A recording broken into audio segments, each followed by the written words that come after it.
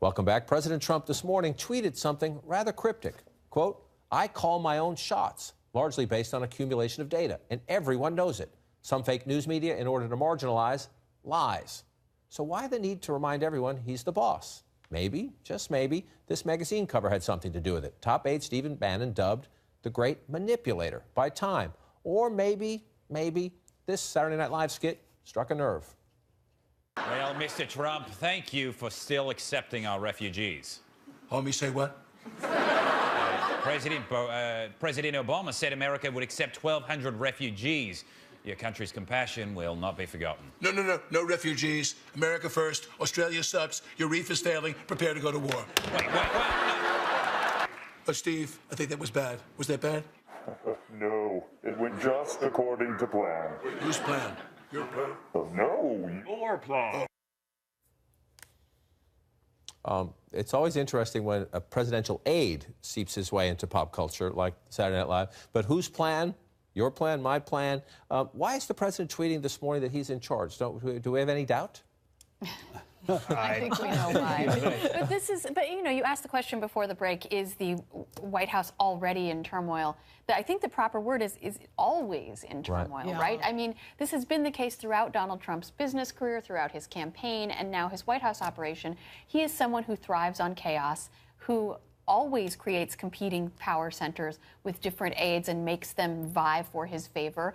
And I think it is somewhat strategic on his part. He feels that he gets better results that way. Now, it seems like a tough place to work, but he feels that that is the best way to ensure success. And is he comfortable with people saying, on the Time, putting Steve Bannon on the cover, saying that Steve Bannon essentially manipulated him into the rollout of this travel ban to keep it closely held into the White House, to not really inform the State Department and the Department of Homeland Security, to not inform members of Congress, so that you had, let's say, more than one hiccup along the way in the rollout? Is he comfortable with someone else getting the attention? No. Absolutely not. The short answer. Yeah, Clearly not. There appear to be, and there were reports this weekend to that effect, that he was not too happy about that. But a lot of this is his own doing. I mean, he created these different power centers within the White House, within his administration, people who view policy and politics completely different, or at complete odds with someone who work in the same building.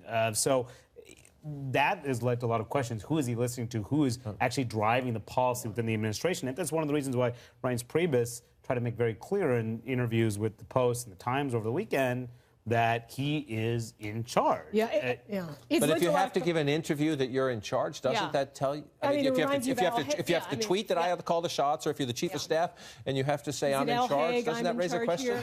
No, and one of the things that always it's also led to this sort of chaos is leaks. I mean, embarrassing leaks. And reading the New York Times story, which is richly detailed, the Glenn Thrush story, there is the image of Donald Trump in his bathrobe watching television. I mean, I'll never get that image out of my head at this point. I mean, it's not a flattering picture. It's not a dignified picture of the leader of the free world. So you have all of these power centers sort of leaking stories, some of which make Donald Trump look like he's in over his head, and then sort of competing and trying to undermine each other in the press, whether it's Bannon or Kelly. Who knows where these leaks are coming from, but it's just not a great look for any of them. Let's read a little bit from that story by Maggie Haberman and Glenn Thrush, both of whom are friends of the program here. Mr. Bannon has rushed into the vacuum, telling allies that he and Mr. Miller, that's Stephen Miller, the policy director, have a brief window in which to push through their vision of Mr. Trump's economic nationalism.